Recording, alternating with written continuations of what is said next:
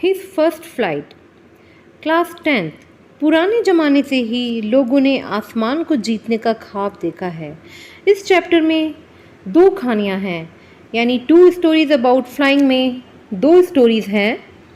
पहली स्टोरी है his first flight और दूसरी स्टोरी है द ब्लैक एरोप्लेन। अब बात करेंगे पहली कहानी की। पहली स्टोरी हिज फर्स्ट फ्लाइट।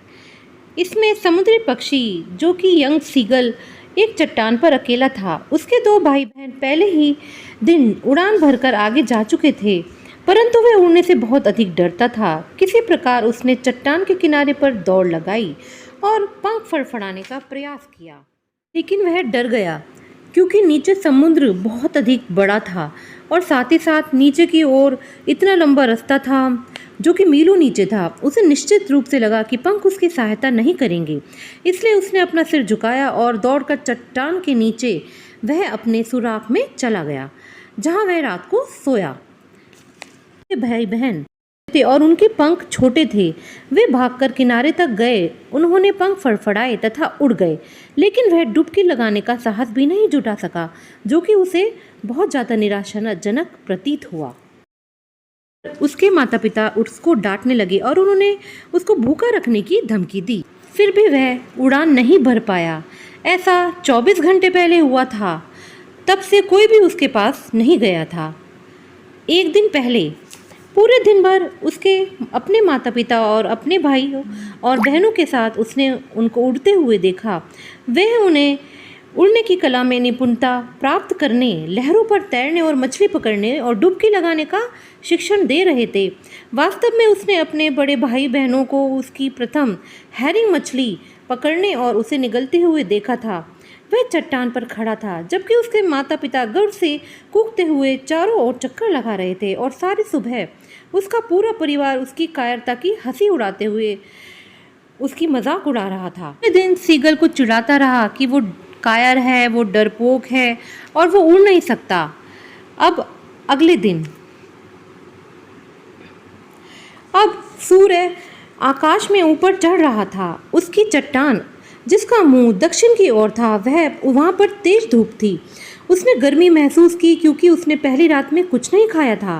वह धीरे से चट्टान के किनारे पर गया और एक टांग को पंखों के नीचे छुपाकर एवं दूसरी टांग पर खड़े होकर उसने अपनी एक आंख मूंद ली और फिर दूसरी, और उसने सोने का बहाना किया।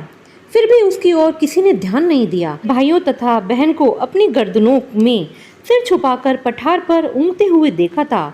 उसका पिता अपनी सफ़ेद पीठ पर अपने पंखों को साफ कर रहा था। केवल उसकी माँ उसकी तरफ देख रही थी। वह एक पठार पर ऊंची जमीन पर खड़ी थी। कभी कभी वह अपने पैरों में पड़ी मछली को काट रही थी तथा फिर अपनी चोंच को दोनों ओर से चट्टानों पर रगड़कर साफ कर रही थी। भोजन के दृश्य ने उसे पागल बना दिया था। उसे इस प्रकार से भोजन को काटना कितना पसंद था, चोंच को इस प्रकार रगड़कर तेज करना। अपनी माँ से प्रार्थना की कि मुझे कुछ खाने के लिए दे दो, परंतु उसकी माँ ने उस पर चिल्लाया और वो दूर चली गई। परंतु थोड़ी देर बाद सीगल खुशी से चिल्लाने लगा। उसकी माँ ने मछली का एक टुकड़ा उठाया और वह उसकी ओर उड़ी। वह उत्सुकता से आगे झुका और अपने पैरों से चट्टानों को पीटा। जैसे ही वह उड़ रही थी, उसके अधिक समीप जाने का प्रयत्न किया, परंतु जब वह उसे बिल्कुल सामने थी, वह डूब गई। उसने पंख गतिहीन थे। उसकी चोंच में मछली का टुकड़ा लगभग बच्चे की पहुंच में था। हैरान होते हुए उसने एक क्षण प्रतीक्षा की कि वह उसके और समीप क्यों नहीं आ रही है, क्योंकि वह तो भूख से पागल हो रहा था। परंतु ऊंची चीख के साथ वह आगे बढ़ा और अंतरिक्ष में से नीचे की ओर गिरा हुआ। उसका दिल स्थिर हो गया। उसे कुछ भी सुनाई नहीं दे रहा था, लेकिन यह 1 मिनट में समाप्त हो गया। अगले ही क्षण उसने अपने पंखों को फैले हुए महसूस किया। हवा उसकी छाती के महीन बालों से टकराई। तब उसके पेट के नीचे और पंखों के नीचे हवा महसूस की। उसने अपने पंखों के किनारों पर हवा कटती हुई महसूस की। अब वह सिर के बल नहीं गिर रहा था। वह धीरे धीरे नीचे की ओर तथा बाहर की ओर उड़ रहा था। अब उसे किसी तरह का डर नहीं था। उसका सिर चकराने लगा था। फिर भी उसने एक बार पंख फड़फड़ाए तथा ऊपर की ओर बढ़ गया। तभी उसकी माँ अपने पंखों से तेज शोर करते हुए गुजरी।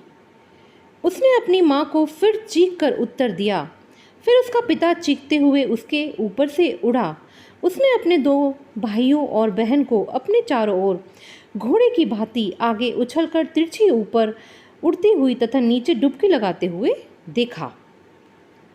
तब वह पूर्णतः भूल गया था कि वह कभी उड़ नहीं सकता था और वह खुशी के मारे उछल उछल कर ऊपर चढ़ने वह डुबकी लगाने लगा। अब वह समुद्र के पास था, ठीक उसके ऊपर से वह उड़ रहा था। उसने विशाल हरा समुद्र अपने नीचे देखा तथा छोटे छोटे टीले उस पर तैर रहे थे और उसने अपनी चोंच को दोनों ओर घुमाया तथा प्रसन्न होकर काय काय करने लगा। उसके माता पिता, उसके भाई बहन इस हरे फर्श पर उसके आगे बैठे थे। वे उसे चीखते हुए बुला रहे थे। उसने डर से चीखते हुए तथा पंखों को फड़फड़ाते हुए फिर उसने हरे समुद्र पर उठने का प्रयत्न किया। उसके पंख इसमें डूब गए थे। वह भय से चिल्लाया, चीख मारी और अपने पंखों को फड़फड़ाते हुए फिर से ऊपर उठने का प्रयत्न किया, किंतु वह अब अपने को थका हुआ महसूस कर रहा था, साथ ही साथ भूख से कमज़ोर भी तथा विचित्र अभ्यास से थककर चूर हो गया था और ऊपर नहीं उठ पा रहा था। उसके पांव हरे समुद्र में डूब गए थे। फिर उसके पेट ने उसको छुआ तथा वह इससे अधिक नहीं डूबा। वह उस पर तैर रहा था तथा उसके चारों ओर उसका परिवार चीख रहा था, उसकी प्रशंसा कर रहा था।